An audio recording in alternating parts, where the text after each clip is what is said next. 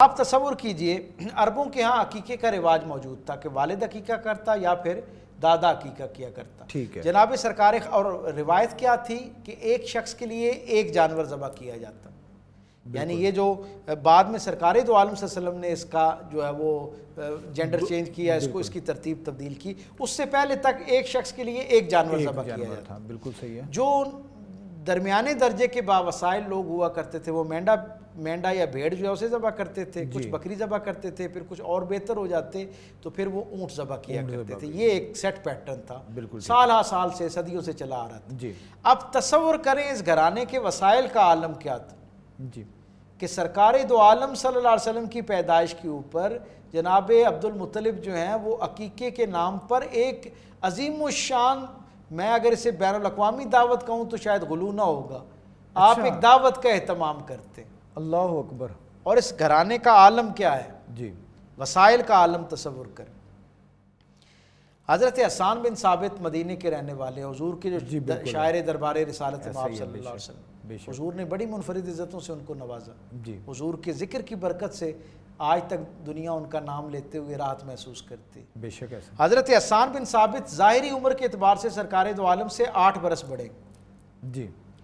وہ کہتے ہیں کہ میری عمر 9 سال تھی, یعنی حضور کو دنیا میں تشریف لائے ہوئے 1 سال ہو گیا تھا. آپ ذرا اس کو اس انداز میں تجزیہ کیجیے. وہ کہتے ہیں ہم اہل مدینہ تھے, میرے خاندان میں تجارت کا معمول تھا, تو 9 برس میری عمر تھی. میں نے اپنے والد سے کہا کہ اس مرتبہ مجھے بھی تجارت کے سفر پر ساتھ لے جائیں. مدینے سے قافلہ نکلا.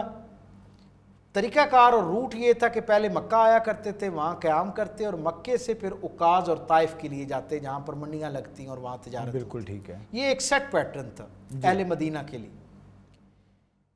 وہ کہتے ہیں کہ ہم اپنے قافلے پر نکلے اور سفر طے کرنے کے بعد ہم وادی ذی طوا میں پہنچے. یہ وادی ہے جسے وادی مجران بھی کہتے ہیں. یہ وہ وادی ہے جس میں فتح مکہ والے دن سرکار دو عالم صلی اللہ علیہ وسلم نے عصر کے وقت لنگر انداز ہو گئے تھے اور حضور نے مکے میں داخل نہیں ہوئے. اس وادی کے ساتھ جڑی ہوئی وادی بطا ہے جسے مکہ کہتے ہیں. ٹھیک ہے. وہ کہتے ہیں کہ جب ہماری سواریاں وادی بطا میں پہنچی, وادی ذی طوا کے اندر پہنچی نا, تو لڑکھڑا کے ہماری سواریاں گرنا شروع ہو گئی. اچھا. ڈھلتی شام کا وقت تھا, ہم نے سمجھا شاید اندھیرا ہے, اس کے سبب سے کچھ لوگوں نے سواریوں سے نیچے اتر کے دیکھا کہ معاملہ کیا ہے, تو انہیں بہت ساری ہڈیاں نظر آئیں. مختلف جانوروں کی, اونٹ کی اور بکرے کی ہڈیاں جو ہے نا وہ نیچے گری ہوئی نظر آئیں, جن پر پاؤں پڑتی گھوڑے اونٹ جو ہے وہ گرنا شروع ہو گئے. کہتے ہیں حضرت حسان بن ثابت کہتے ہیں 9 برس عمر ہے, حضور کو دنیا سے تشریف لائے ہوئے 1 سال ہوا ہے. کہتے ہیں ہم اہل مدینہ کے جو رشتہ دار مکے میں تھے نا, اپنے رشتہ داروں کے ہاں وہ رات قیام کے لیے چلے گئے. کہتے ہیں ہم اپنے رشتہ داروں کے ہاں گئے اور میرے والد نے ان سے پوچھا, انہوں نے پوچھا کہ سفر بخیر ہوا, تو انہوں نے کہا کہ پیچھے تو سفر ٹھیک آیا, لیکن جیسے ہی ہم وادی ذی طوا میں پہنچے تو نہ جانے اتنی ہڈیاں کہاں سے آ گئیں کہ جانور ہمارے لڑکھڑا کر گرنا شروع ہو. تو نہ جانے اس کا کیا سبب ہے, بالکل آپ کو خبر ہے کہ اس کا کیا معاملہ ہے. تو انہوں نے مسکرا کے میزبان نے کہا, انہوں نے کہا کہ اصل میں آج سے 1 سال پہلے سردار بطا جناب عبد المطلب کے پوتے کا عقیقہ تھا. اتنے زیادہ لوگ مدعو تھے اس میں کہ مکے کے اندر وادی بطا کے اندر یعنی مکے کی ویلی میں کوئی ایسا ہموار مقام نہیں تھا جہاں سارے مہمانوں کو اکٹھا بٹھایا جا سکے. اللہ اکبر. اس لیے ساتھ کی وادی ذی طوا کا انتخاب کیا گیا, جو اپنے میدان اور اس کے چٹیل پن کی وجہ سے اور کشادگی کی وجہ سے مشہور ہے. وہاں سفرہ قائم کیا گیا. آپ تصور کریں اتنے جانور, اونٹ اور بکرے اور دمبے ذبح کیے گئے اس دعوت کے لیے. 1 سال بعد تک وہاں پر ہڈیاں جو ہے نا وہ جانوروں کی گرنے کا ذریعہ بن رہی ہیں. اب یہ کس دن کا واقعہ ہے, عقیقہ کب ہو رہا ہے, حضور کی پیدائش کے 7ویں دن.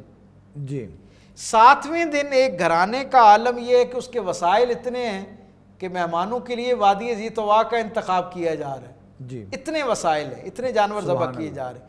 اور دوسری طرف حضور کی پیدائش کے 43ویں دن حضرت حلیمہ سعدیہ رضی اللہ تعالیٰ عنہ تشریف لاتی ہیں. وہ خواتین کا قافلہ آتا ہے اور ہمیں یہ پڑھایا جاتا ہے, بتایا جاتا ہے کہ جی قافلہ آتا ہے اور انہیں پتہ چلتا ہے کہ سرکار دو عالم صلی اللہ علیہ وسلم کے والد گرامی دنیا میں نہیں رہے, تو اب اس گھرانے کے حالات ایسے ہیں کہ نہ جانے یہاں سے کچھ انعام اکرام میں کچھ ملے گا کہ نہیں ملے گا. یہی عمومی تاثر پایا جاتا ہے. بالکل ایسا ہے. اللہ اکبر، یہ کتنی بڑی زیادتی ہے رسول رحمت کی زندگی کے ساتھ اور آپ کے احوال کے ساتھ۔